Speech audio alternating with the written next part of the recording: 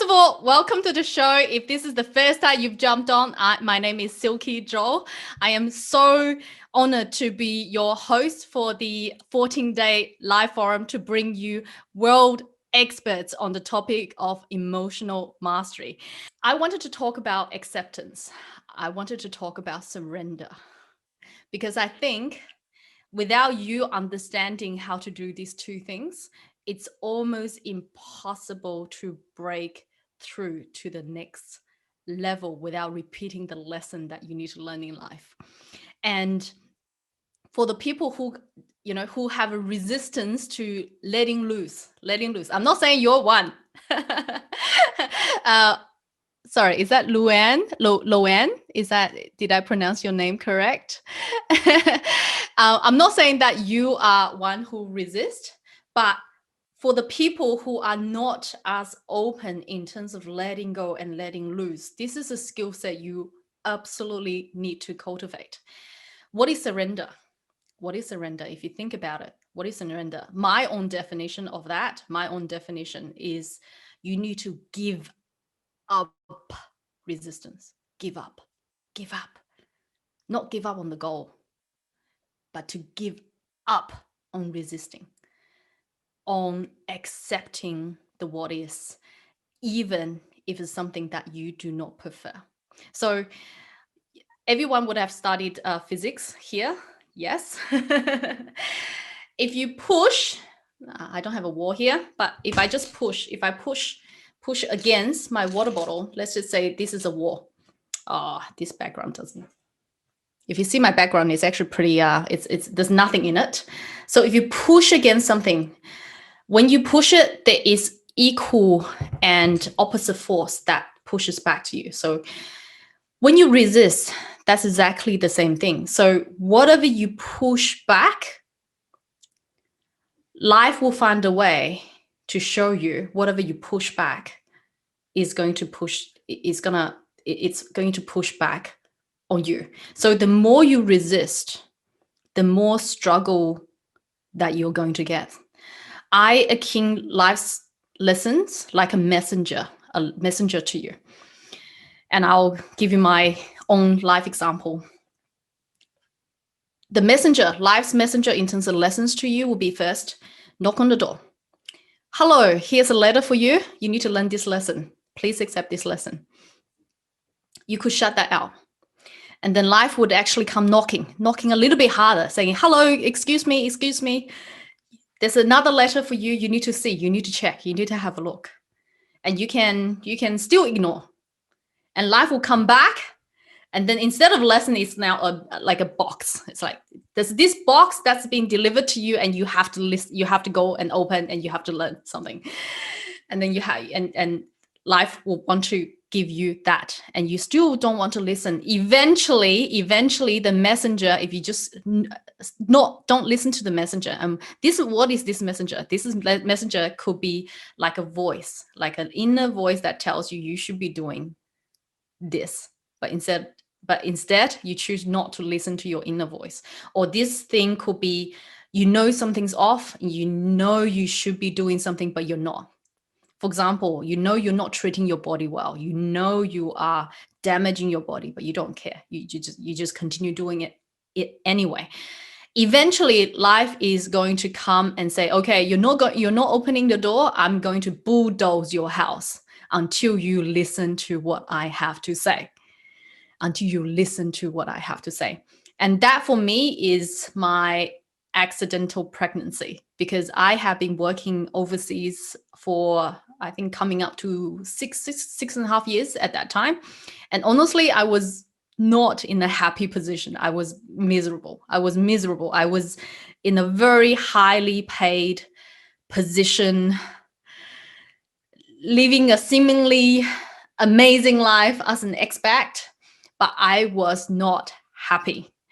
And the accidental pregnancy was the one that had to wake me up and had me giving up all of that to come back to center, to what is it that I really, really wanted to do for my life, and what is it really that what is really important for me.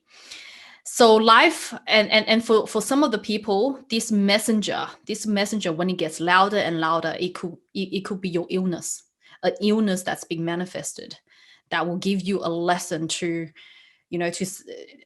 because you haven't been listening. It can be an accident. It can be, like a divorce. It can be anything else that literally will shock you out of your system, just because you haven't been listening to this messenger that's trying to deliver you the lessons. At the beginning was very soft. It's just like, hey, have a look at this. And this is what I tell my daughter. What I tell my daughter is, when there's a messenger like this, it's like, because when I drive and I put petrol in the tank, I explain to her that car also needs food. So you need to put petrol in the tank. And I tell her the messenger is a bit like that gauge that tells you, hey, the car is about to go empty. You need to put some petrol in the tank, or else your car won't drive. So those kind of messages are like that as well. They are like alarms for you to listen. And it is okay if you don't listen. It's just that your car will be running out of petrol. And is that a consequence you want to bear? I mean, this is a very direct consequence. If you don't put petrol in your car will not run. It will just stop on the side of the road.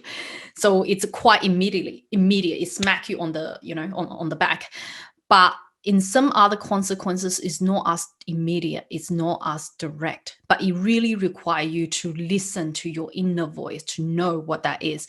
Because the thing that you refuse to look at, the messenger that you refuse to open the door, you want to shut him outside, you don't want to listen, you don't want to receive the message, you don't care what it is. Eventually, if it goes long enough, I mean, for mine, that took 6 years, right? So eventually, if it goes long enough, something will happen.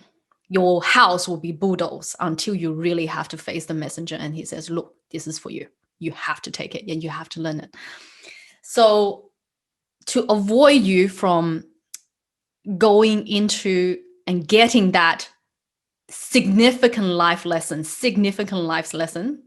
to avoid from getting, let's say, cancer or any other things that life throws at you, and eventually you have to get something in order for you to wake up.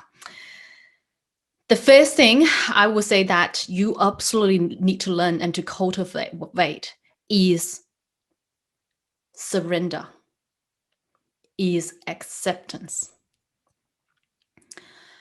So what do I mean by that? I already said give up resistance. That's one definition. Another thing I want you to just visualize, because this really helps and really helped me, is this posture. Okay, just have a look.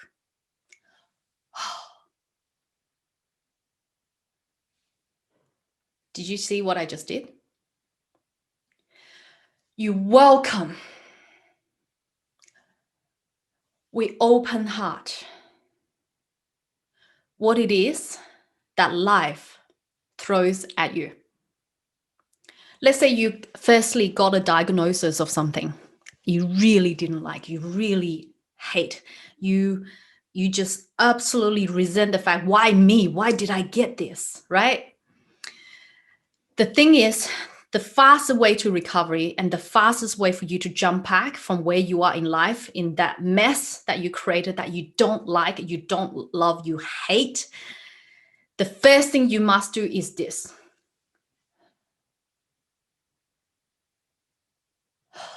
Accept. Open your heart. Surrender. This posture says a lot. And if you cannot get into the feeling, literally you do it yourself. Like literally you practice this yourself and practice this feeling of embracing the what is, embracing what's coming towards you. Because the more you are allowing the universe to give you that message, you're saying, universe, thank you for giving me this. I am willing to learn the lesson in a different way. But if this is how you want to show me the lesson, then so be it. Be in this energy. Open up your arm, open up your heart.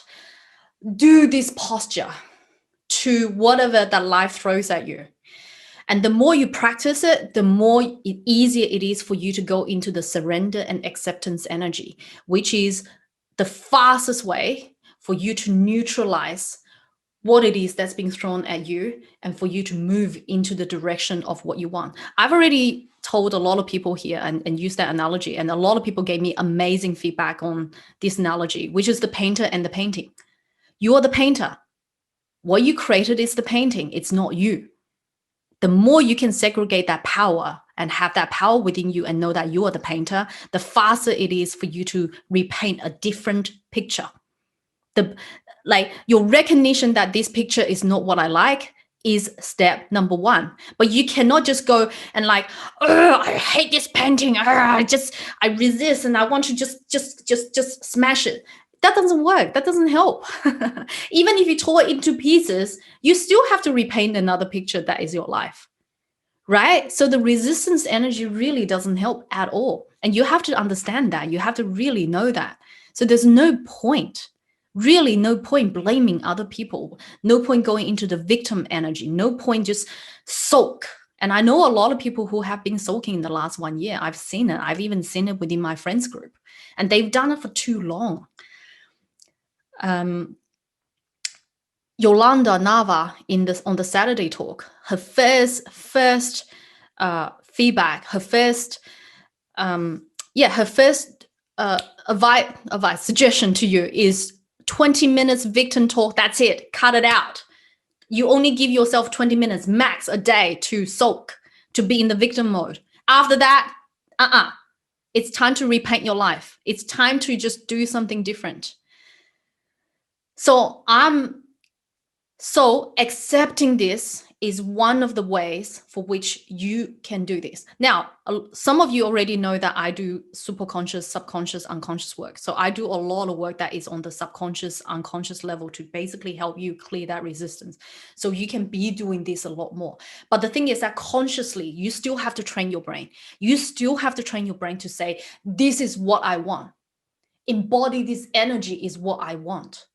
So train your body, train your mind. This is what I want to do with life. And the more you can do it this way, trust me, life will shift. The more you can face life that way, life will shift. Miracles will happen because I've seen it time and time again. I personally test this on myself. I am a testament of everything I tell you, everything I teach you. I am 100% testament. I do not teach you anything I do not do onto myself. If anything, I do 10,000% on myself, got the results, and then I teach to other people. So I just wanted to start today with that.